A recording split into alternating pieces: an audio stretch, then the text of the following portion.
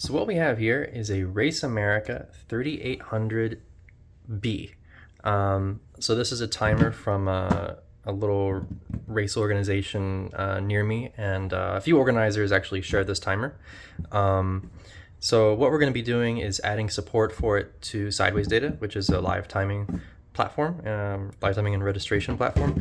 And we've kind of already reversed the protocol, reverse engineered the protocol on this guy. So that's all good and dandy. We did that actually using the farm tech, which can emulate the output format of this. And the reason we did that is because if you look at the ports on the output of this thing here, you'll see that they are bent and rusted. Or at least I think that is probably part of the cause of the issue you're running into, which is when we plug in the cable, it just says error on the screen. So I don't know if the system is waiting for something from the computer, some like secret code or something to activate the timing connection. But we are going to, let's just clean that up a little bit. But we are going to first replace that port because I don't want the organizers to be depending on something in that condition. And then we'll go from there. There's lots of weird things going on. It does work. So if I plug it in, you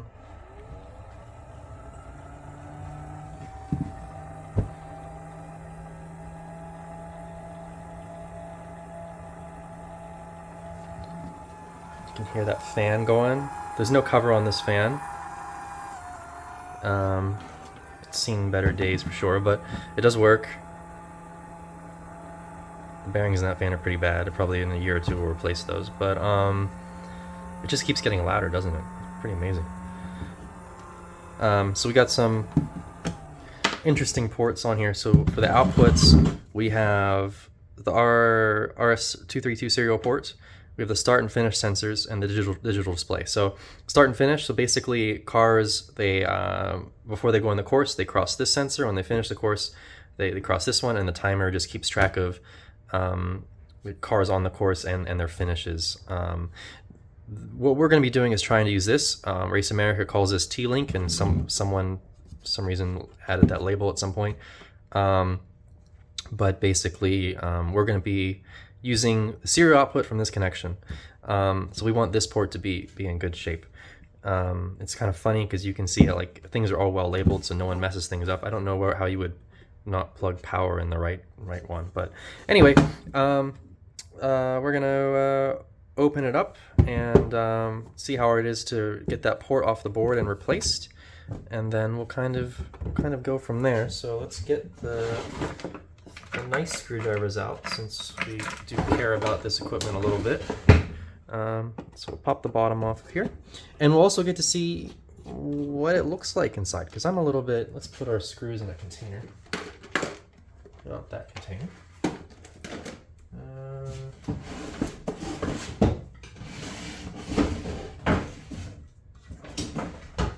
We're gonna use one of these containers.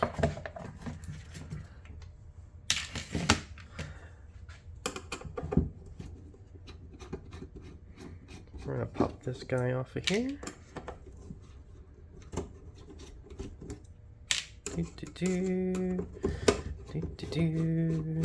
This one is relatively easy to get into compared to some other stuff. Okay, that's all covered in dirt because of rallycross. All right, so we got our board here. Not too bad. What's going on in here? So we got power connections coming in. We got a capacitor.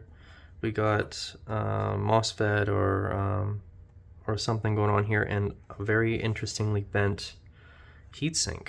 That doesn't look factory. That looks like someone added that at some point, right? Same with that fan. I actually think that the fan probably failed at some point and someone replaced it. And the main thing that fan needs to cool is just that, what are you? It's a 78T05A CT. So yeah, it's probably some kind of power regulator. So we'll get this board out of here. How are these guys held in? So this is held in with glue. So that is a little how you doing there. One thing we can do is we can test this port. Actually, it doesn't look that bad, really.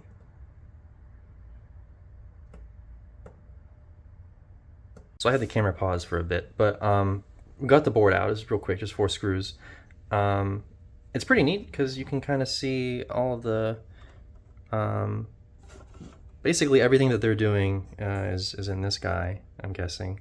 And I noticed that the sign that I have, which we'll be taking apart, it's an 8-inch digit sign. They use the same kind of socket, same kind of chip. So they probably just had a line going where they had the ability to program those really easily. This ribbon cable is very beefy. I'm not super worried about that. What do we got going up here? We got it's a Motorola, mostly name brand parts in here. Everything is covered in dirt. We got, these are MTP. I don't know what those say. Look at the camera. Yeah, we got those. We got some other Motorola chip going on here. It's, let me see. MC14547R. The caps all look fine, I guess. Yeah, they all look fine. There's just a lot of dirt. The organizer said he wrapped wire around something inside at one point, and I don't see that.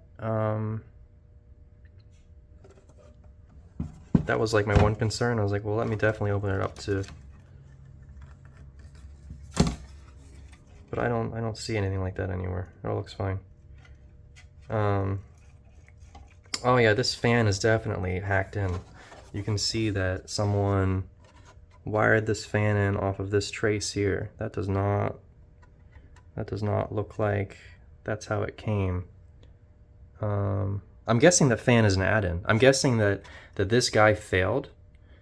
Someone replaced it and added this janky heatsink, and you can see they bent the heatsink up so it would be off the board. And they added that fan in.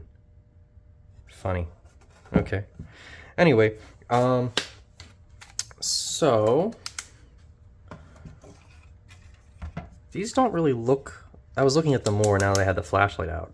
Because when I was at the event and I looked in there and I was like, oh, this looks very rusted, but it doesn't look that bad. So I might just get a Q-tip in there with some rubbing alcohol, and then we'll hook up a cable and we'll check the continuity on all the pins and just make sure that port's not going to be an issue, I guess.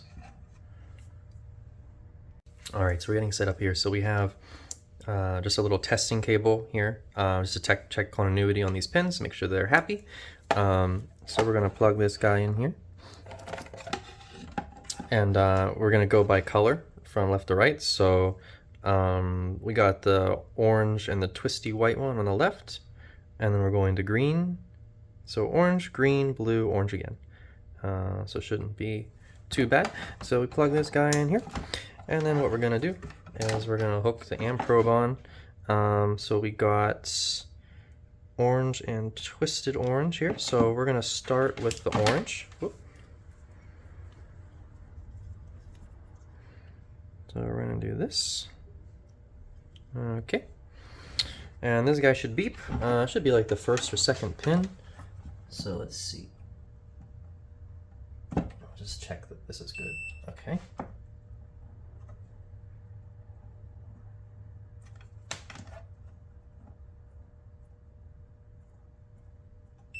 Oh, okay. First from the other side. Oh, that's interesting. Okay. So that one's good. Let's do the white one.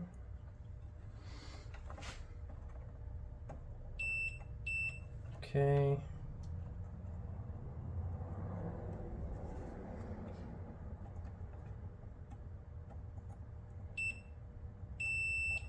Okay.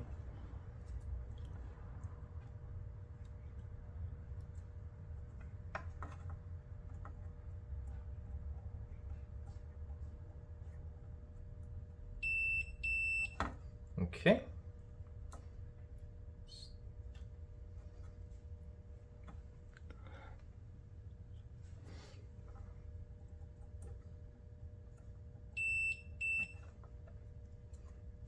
Good so far.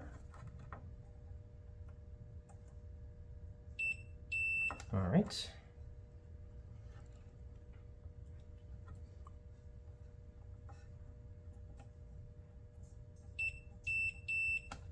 Green was good. We got the striped orange, and then the brown's the last one.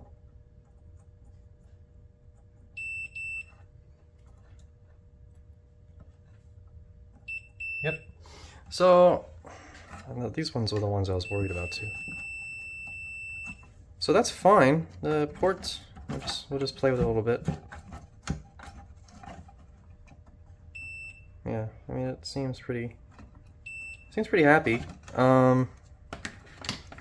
So that tells us that this is expecting something from the adapter we're plugging in, that it, and it's not getting that, or the adapter we're plugging in is doing something between some pins here that it doesn't like. So we're gonna figure that out next, I guess. So we'll get this back together and we'll clean it up a bit. Just a little bit of a, you can see the board change color. Well, let's not get that close.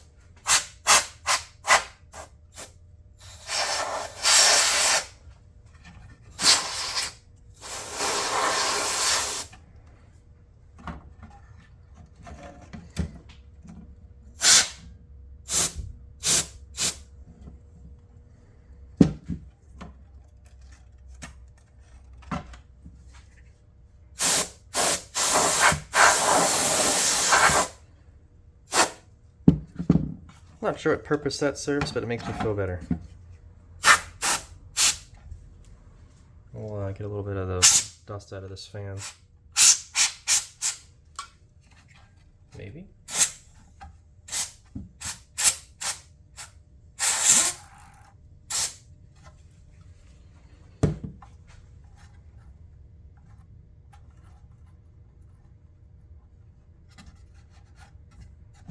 Fan is a Buna.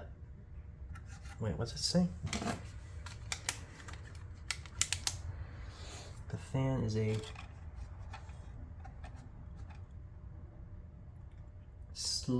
Suna fan? Elina fan? I have no idea. I think it's Elina fan.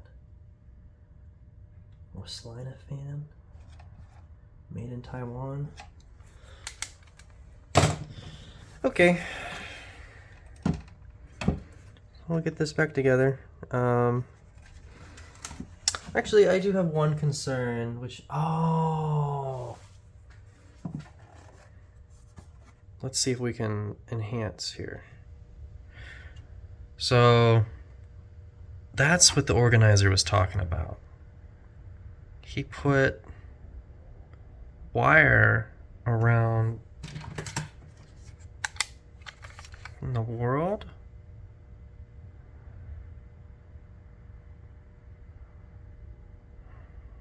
What in the world? Why would you? One second. One. Oh, I don't have my. All right, let's use the other camera in the camera so I can see. What the?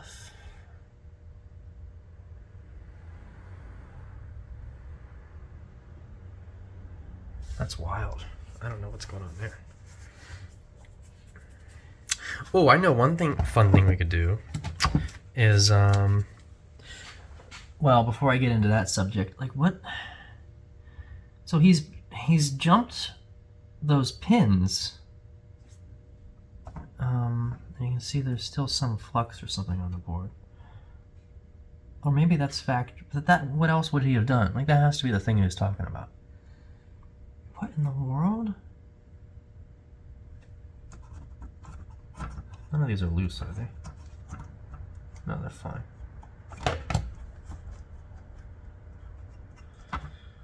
That's wild. What the heck? One fun thing would be to run this powered up and run it under the infrared. Why don't we do that? And we also see how hot that, oh, let's reset the zoom, sorry. Let's also see how hot this guy's getting.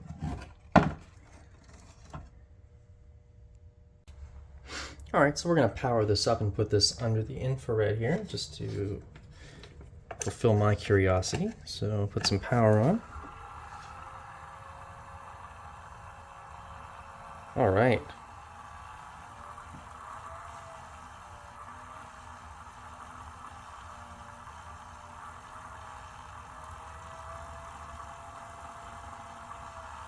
That's actually...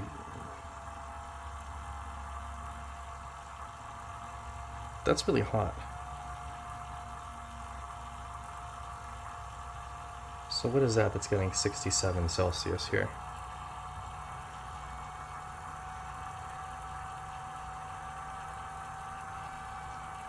So we can see these chips get a bit warm. 34C.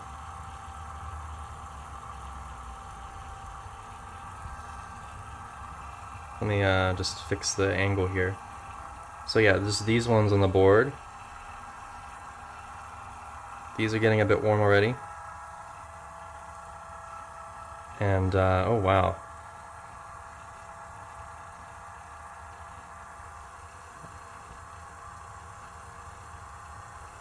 Those resistors, I think, are getting really hot.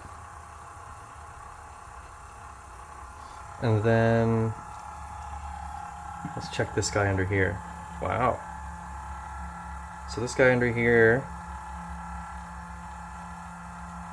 gets up to about 62 Celsius.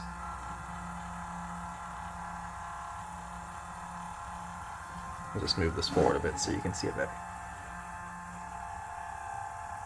Like, that's just now powered on. Huh.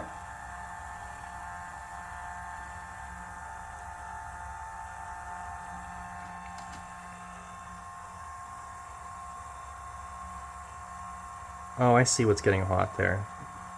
Is that ceramic capacitor?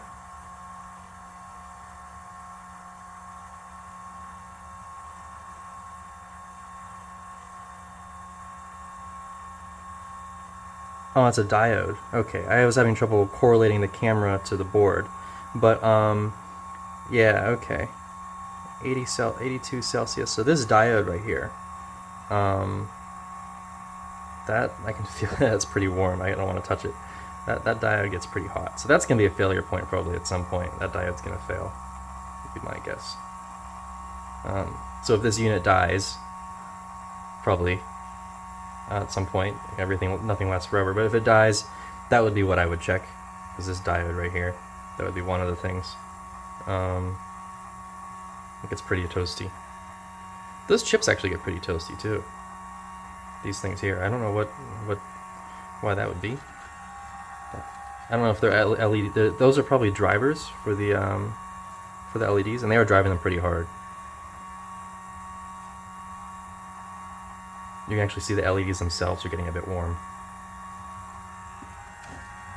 But, yeah, I see why someone put a fan on that.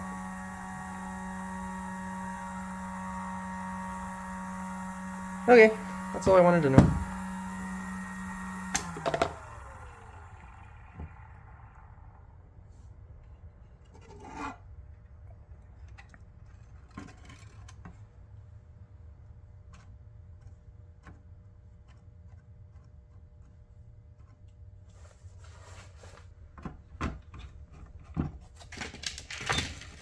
So we'll just get them started. Then I suppose we'll get them light and then make sure that the screens line up, I guess, and then we'll go from there.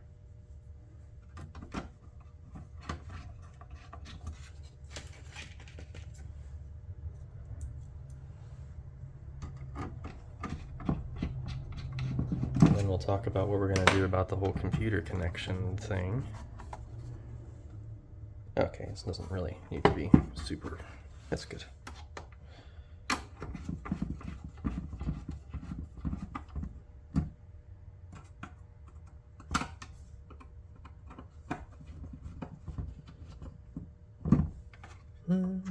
Okay,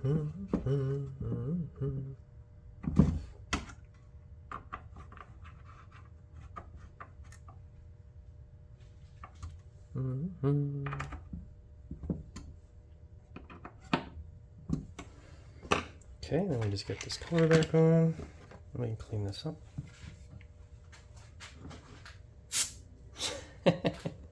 It's pretty satisfying to watch.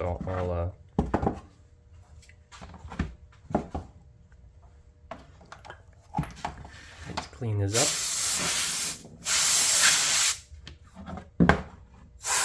Not that it really matters at all, but less dirt inside the timing system is always good.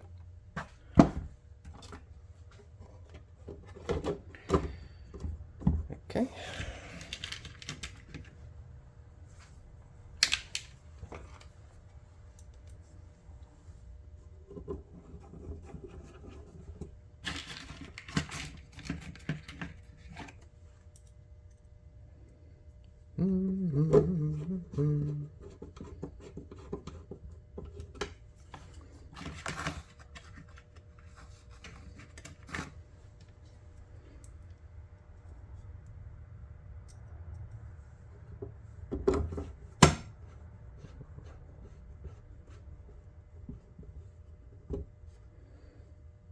That one's a bit janky.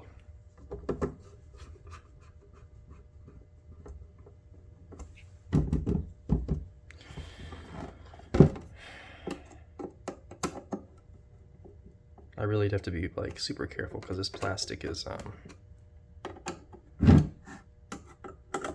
it's getting a bit brittle, I think.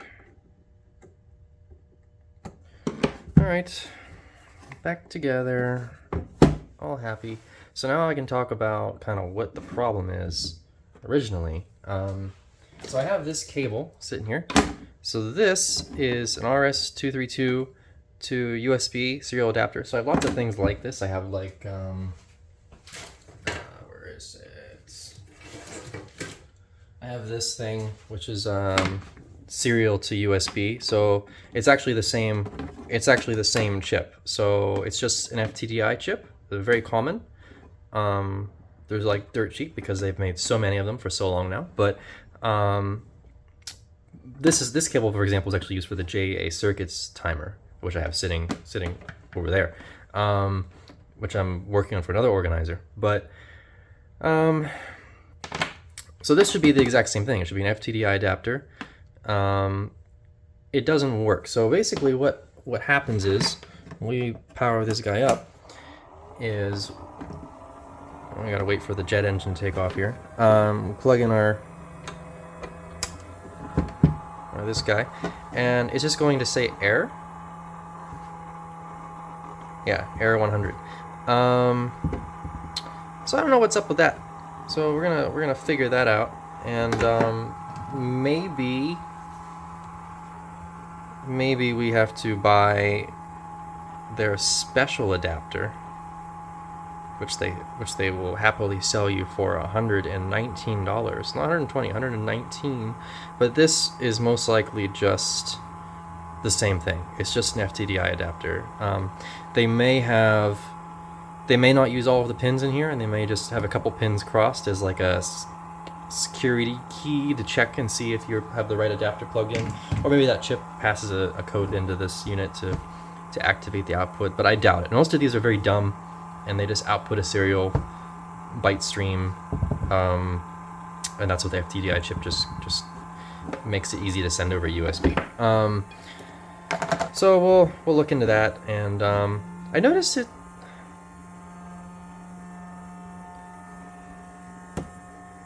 Error line.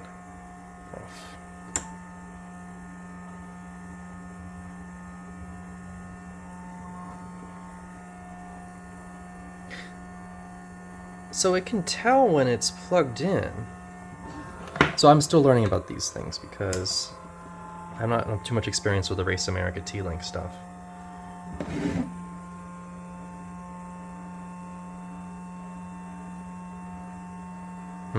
Maybe I'll hook up the computer real quick and we'll see if the because before I was getting an error code, and I'm not now.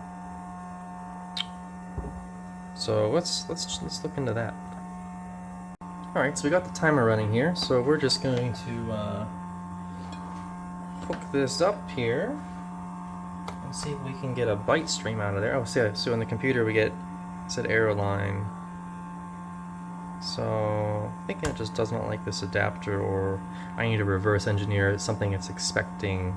So we might have to actually buy the Race America software and figure out the serial communication it's doing and that stuff. But anyway, we see that our FTDI adapter is now connected. So what we're going to do is sudo screen -dev tty usb 0, and I forget what baud rate this runs at. Let me just look at the source code real quick of my timer. Actually, I think I can go Race America.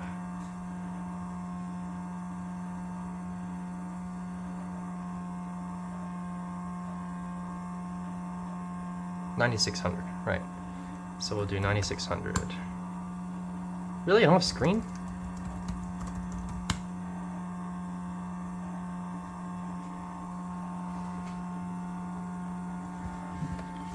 Okay, so after this guy installs here, let's see if we can connect to this port, and then we're gonna do a manual start and a manual stop. And yeah, I'm not reading anything.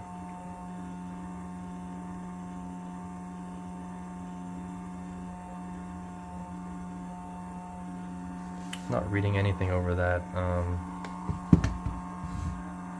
we can also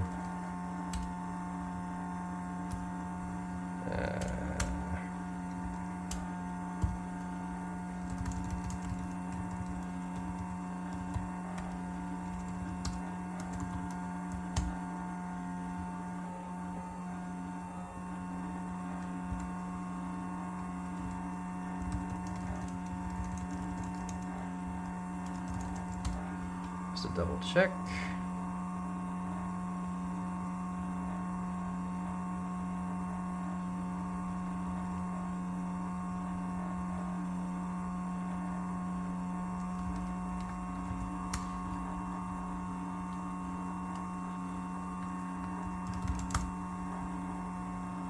So yeah, we got 9,600 baud.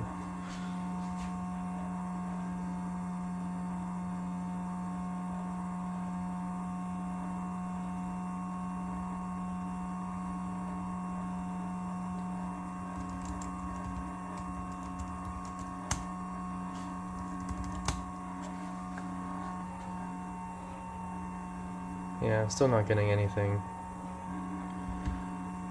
So I'm guessing that, so we can see we're catting that port and we're not getting anything out of it. So I'm guessing that we're gonna have to get their fancy adapter to really debug it. It's not that much, $100, and the company can pay for it. So we will get that, and then we'll come back and see if we can get it working.